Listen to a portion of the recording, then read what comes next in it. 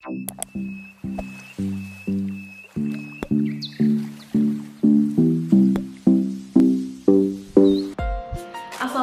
warahmatullahi wabarakatuh. Thank you very much for coming in my video and welcome back to my channel.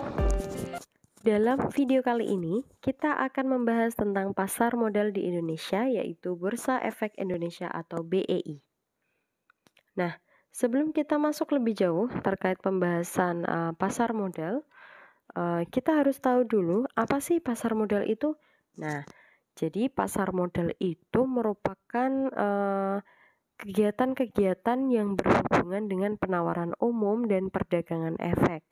Nah, perusahaan publik yang berkaitan dengan efek yang diterbitkannya, kemudian lembaga dan profesi yang berkaitan dengan efek. Nah, jadi pasar modal ini kita berbicara tentang efek.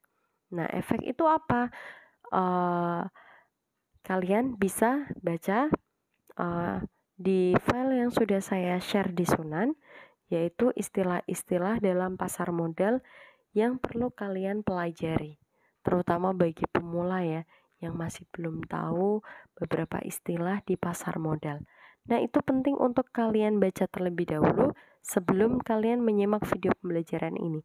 Karena dengan kalian sudah membaca dan kalian sudah tahu, maka untuk memahami video pembelajaran ini tentu akan menjadi lebih mudah. Nah, itu untuk pasar modal. Selanjutnya kita membahas OJK, Otoritas Jasa Keuangan. Nah, OJK itu memiliki tugas melakukan pengaturan, pengawasan terhadap kegiatan jasa keuangan di sektor perbankan, di sektor pasar modal juga ya, termasuk yang sekarang ini kita bahas, kemudian di sektor IKNB, Industri Keuangan Non-Bank. Jelas ya, bahwa kita diawasi oleh OJK. Nah, kemudian ada pasar primer dan pasar sekunder pada pasar modal. Pasar primer di sini ada penjualan umum saham sebuah perusahaan kepada para investor atau masyarakat umum untuk first time, untuk pertama kalinya. Nah, kemudian bagaimana dengan pasar yang sekunder? Nah, pasar keuangan yang menjadi tempat memperdagangkan efek yang telah diterbitkan pada saat penawaran umum perdana atau pasar primer. Nah, kemudian sejarah pasar modal di Indonesia. Ini ada periode pertama zaman Belanda ya, di mana muncullah bursa-bursa efek ada di Batavia, Surabaya, Semarang. Nah, kemudian periode kedua Orde Lama disebutnya jadi BES atau Bursa Efek Surabaya. Kemudian Bursa Efek Semarang ini ditutup dan disusul Bursa Efek Jakarta yang muncul, buka kembali. Nah, Undang-Undang Nomor 15 Tahun 1952 tentang Undang-Undang Bursa itu juga ada. Kemudian nasionalisasi perusahaan asing, sengketa, irian, dan tingginya inflasi menyebabkan kepercayaan masyarakat turun sehingga Bursa Efek Jakarta tutup. Nah, pada Orde Lama ini alhasil semuanya tutup ya, bursa-bursa efek. Untuk periode yang ketiga yaitu masa Orde Baru. Nah, maka ini pada orde ini diaktifkannya kembali pasar modal. Nah, penyederhanaan persyaratan emisi saham dan obligasi, biaya yang dipungut, Bapepam, dan diperbolehkannya asing membeli efek maksimal 49% dari jumlah emisi. Nah, itu untuk Orde Baru. Kemudian Kemudian periode selanjutnya yaitu bangun dari tidur yang panjang.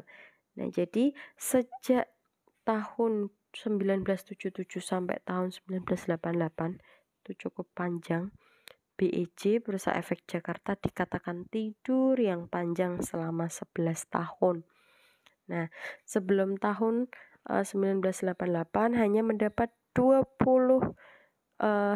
terdapat 24 perusahaan yang terdaftar di BEJ. Nah, setelah tahun 1988 selama 3 tahun saja sampai 1.990 jumlah perusahaan yang terdaftar di BEJ, meningkat sampai dengan 128. Sampai dengan akhir tahun 94, jumlah perusahaan yang sudah IPO ya, initial public offering, ini juga ada di istilah-istilah itu, kalian bisa pelajari, baca-baca, menjadi 225. Dalam periode ini menjadi peristiwa nasional dan banyak dikenal sebagai periode IPO boom atau lonjakan IPO.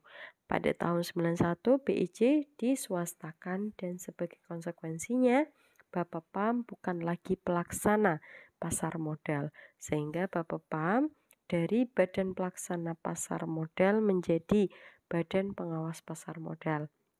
Nah, peningkatan di pasar modal disebabkan oleh beberapa hal berikut. Ada permintaan dari investor asing, Pakto 88, kemudian perubahan generasi. Nah, seperti apa ini ketiganya? Kalian bisa diskusikan di WA Group. Ya, nanti kita akan bahas bersama-sama. Kemudian periode yang kelima, otomatisasi. Nah, karena peningkatan kegiatan transaksi yang dirasakan sudah melebihi kapasitas manual, maka BEJ memutuskan untuk mengotomatisasikan kegiatan transaksi di bursa. Jika sebelumnya di lantai bursa terlihat dua deret antrian, ada antrian beli dan antrian jual yang cukup panjang untuk masing-masing sekuritas, dan semua kegiatan transaksi dicatat di papan tulis. Setelah otomatisasi, sekarang yang terlihat di lantai bursa adalah jaringan komputer-komputer yang digunakan oleh broker. Sistem otomatisasi yang diterapkan di BEJ diberi nama JATS, Jakarta Automated Trading System, dan mulai dioperasikan 22 Mei 1995. Nah, sistem manual ya. Tadi sistem manual itu maksimal hanya 3.800 transaksi. Sedangkan ketika sudah beralih dengan sistem otomatisasi JATS maksimal 50.000 transaksi per hari. Nah, periode yang keenam, ini mulai Agustus 1997, saya sudah lahir, kemudian September 1998, krisis moneter. Nah, pada bulan Agustus 97, krismon melanda negara-negara Asia termasuk Indonesia. Nah, kemudian ada Malaysia juga, ada Thailand, Korea Selatan, dan Singapura. Nah, tidak banyak perusahaan melakukan IPO pada periode ini, yakni hanya ada 18 perusahaan. Nah, ada periode 7, 8, 9, nah, macam-macam sekali, ini luar biasa sejarahnya, 10 dan 11. Nah, kita bahas Bapepam LK. Bapepam itu Badan Pelaksana Pasar Modal. Perannya adalah melaksanakan kegiatan pasar modal dan juga meregulasikan. Nah, karena peranan melaksanakan dan meregulasi dianggap menimbulkan konflik, ternyata maka Bapepam tahun 1990 menjadi keputusan Presiden, yaitu nomor 53, diganti menjadi Badan Pengawas Pasar Modal yang fungsinya hanya sebagai pembuat regulasi, pengkoordinasi, serta bursa-bursa yang ada di Indonesia. Nah, kemudian juga pengawas jalannya pasar modal. Nah, kemudian ada Menkyu RI nomor KMK 606 tahun 2005, dilakukan penggabungan Bapepam dengan DJLK. Nah, DJLK-nya itu Direktorat Jenderal Lembaga Keuangan. Nah, menjadi Bapepam LK, Badan Pengawas Pasar Modal dan Lembaga Keuangan. Adapun tugasnya yaitu mengatur, mengarahkan, dan mengawasi kegiatan sehari-hari pasar modal. Selain itu juga merumuskan kebijakan di bidang lembaga keuangan serta menerapkan prinsip-prinsip keterbukaan bagi emiten dan perusahaan publik. Nah, di sini ada prosedur pendaftaran sekuritas di BEI. Sebuah perusahaan yang akan go public dapat mengikuti prosedur yang terdiri dari 3 tahapan utama: persiapan diri, memperoleh izin registrasi dari Bapepam LK, melakukan penawaran perdana ke publik IPO, dan memasuki pasar sekunder dengan mencatatkan efeknya di bursa. Nah, sistem perdagangan di BEI ada order driven market system dan ada continuous auction system. Nah, yang pertama, order driven market system. Pembeli dan penjual sekuritas yang ingin melakukan transaksi harus melalui broker. Nah, apa itu broker? Itu juga ada di istilah. Nah, kemudian artinya apa? Artinya investor tidak dapat langsung melakukan transaksi di lantai bursa. Hanya broker yang melakukan transaksi jual dan beli di lantai bursa berdasarkan order dari investor. Nah, kemudian ada continuous auction system. Nah, harga transaksi ditentukan oleh penawaran supply dan demand dari investor. Broker memasukkan order dari investor kemudian ke workstation JATS di lantai bursa. Kemudian order ini akan diproses oleh komputer JATS yang akan menemukan harga transaksi yang contoh dengan mempertimbangkan waktu urutan dari order. Sistem lelang harus terus dilakukan secara kontinu selama jam kerja bursa sampai ditemukan harga kesepakatan.